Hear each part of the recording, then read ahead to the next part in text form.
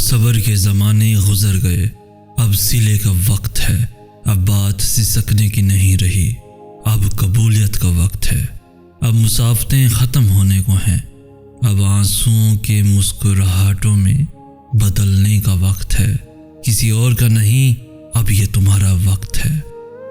ہزاروں مایوس لوگوں میں سے اگر اس نے تمہیں دعا کی توفیق دی ہے تو پھر وہ کیسے تمہاری دعا رد کر سکتا ہے؟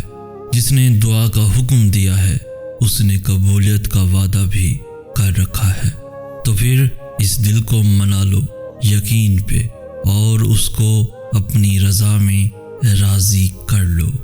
اگر اس نے راضی نہ ہونا ہوتا تو وہ تمہیں بھی کبھی منانے کا اشارہ نہ دیتا یا موقع نہ دیتا، اور وہ یقیناً تمہیں وہ سب دینے والا ہے جس کے لیے تم راتوں کو اٹھ اٹھ کر رویا کرتے تھے۔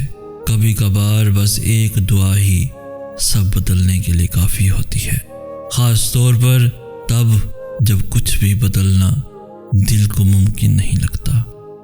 اتنا سفر طے کر لینے کے بعد آج جب منزل تمہارے سامنے کھڑی ہے تو تم کیوں ہار گئے ہو؟ اتنے کٹھن صبر کے بعد اب جب صلہ ملنے کا وقت ہے تو کیوں راستے میں ہی ٹھہر گئے ہو؟ اٹھو، اب تو سفر ختم ہونے کو ہے۔ تمہارے خیالات ہی تمہارا مقدر ہوتے ہیں، اچھا گمان رکھو گے تو وہ کام بھی ہو جائے گا جس کے ہونے کا تم گمان بھی نہیں کر سکتے، اور جب یہ سوچ کر مایوس ہو جاؤ گے کہ اب کچھ نہیں ہو سکتا تو وہ کام بھی ادھورا رہ جائے گا جو تمہاری نظر میں بے حد آسان ہے۔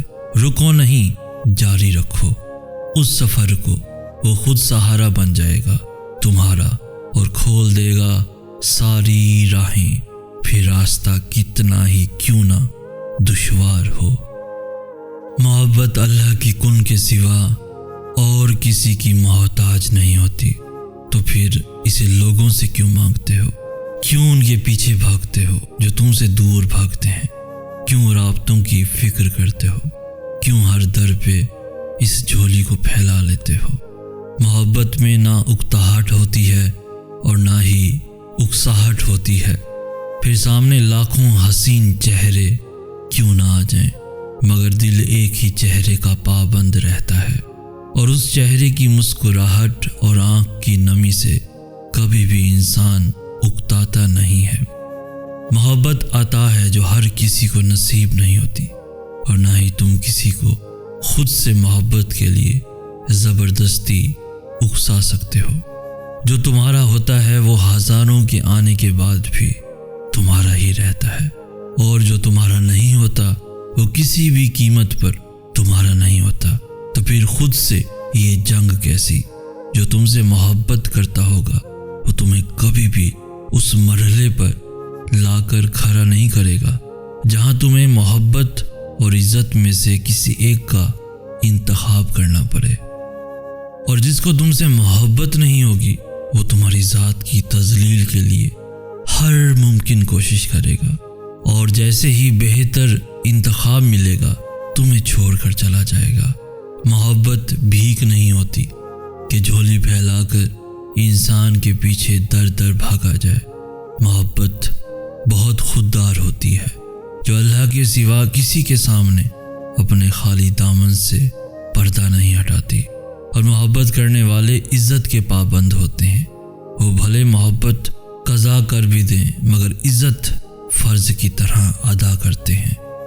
جو کہتے ہیں محبت میں خاک ہو جانا چاہیے وہ غلط کہتے ہیں۔ خاک تو انسان صرف عشق میں ہوتا ہے، اور عشق اللہ کے سوا کسی سے بھی نہیں ہو سکتا۔ محبت عشق سے بہت مختلف چیز ہے۔ مٹی ہو جانا نہیں بلکہ اس مٹی کو سمیٹ لینا محبت ہے، تو جو تمہیں سمیٹ لے بس وہی تمہاری محبت کا حقدار ہے۔ تو ایسا شخص تلاش کرو جس کو دیکھ کر صبر نہیں شکر کرو۔ اس شخص کے پیچھے مت بھاگو جو تکلیف دے، اٹھتے بیٹھتے سوتے جاگتے بس تمہیں تکلیف دے اور تمہیں اللہ تک لے کر چلا جائے، بلکہ اس شخص کو تلاش کرو جو تمہیں محبت دے کر اپنے ساتھ اللہ کی جانب لے چلے، جس کے سامنے عزت نفس کو قربان نہ کرنا پڑے۔ اور پھر ایک روز تم ان تمام خوفناک راہوں کے بند ہو جانے پر شکر کرو گے جن پر چلنے کے لیے تم باضد تھے اور اللہ نے تمہیں روک لیا۔ تم بس یقین رکھو، اللہ پہ یقین قائم رکھنا اس کا کام ہے، اور جب توکل کرو تو یہ مت سوچو کہ جو مانگا ہے وہ ملے گا کیسے، بلکہ انتظار کرو کہ جو مانگا ہے وہ ہر حال میں ملے گا۔ کب اور کیسے اس بات کا فیصلہ وسیلے بنانے والے پہ چھوڑ دو۔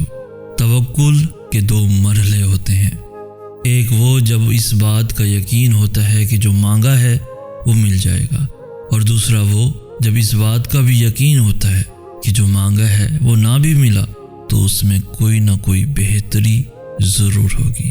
ہم پہلے مرحلے تک تو پہنچ جاتے ہیں، مگر دوسرے مرحلے تک پہنچنے میں بہت وقت لگتا ہے، کیونکہ دل یہ نہیں مانتا کہ جو چاہیے وہ نہ ملے، مگر رفتہ رفتہ زندگی سب کچھ سمجھا دیتی ہے، سکھا دیتی ہے، کبھی گرا کر اور کبھی سنبھال کر۔ وقت لگتا ہے، مگر یہ بھی سچ ہے کہ وقت گزر جاتا ہے، کوئی ساتھ چلے یا نہ چلے، کوئی اپنا بنے یا نہ بنے، اللہ ہی تمہارا سب سے بڑا کارساز ہے، اور یہ دنیا تو نہ تم سے کچھ لے سکتی ہے اور نہ ہی تمہیں کچھ دے سکتی ہے۔ تو تم یقین تو رکھو، پھر دیکھنا وہ کیسے اس یقین کی ڈور کو کبھی ٹوٹنے نہیں دے گا، کبھی ٹوٹنے نہیں دے گا۔ اگر درد رات بھر سونے نہیں دیتا تو جان لو کہ وہ منتظر ہے تمہارا، اور اگر اللہ تمہارے مقدر کا فیصلہ تمہارے ہاتھ میں بھی تھما دے تب بھی تم اپنے لیے وہ نہیں سوچ سکتے جو اللہ نے تمہارے لیے سوچ رکھا ہے۔ تو پھر صبر کرو، کیونکہ جب اللہ تمہیں کنارے پہ لا کر کھڑا کر دیتا ہے تب وہ یا تو تمہیں تھام لیتا ہے یا اڑنا سکھا دیتا ہے۔ یوں وہ تمہیں تمہاری من پسند چیز کو کھو دینے کے خوف سے گزار کر اپنا آپ یاد کرواتا ہے۔ یہ اسی کے فیصلے ہیں کہ وہ تمہیں کب اور کیا دیتا ہے۔ تو پھر یہ کیوں ملا اور وہ کیوں نہیں ملا، یہ سوچنا تمہارا کام نہیں ہے۔ تمہارا کام بس دعا کرنا ہے اور یقین رکھنا ہے، کیونکہ تم خود اپنے لیے اچھے یا برے کا انتخاب نہیں کر سکتے۔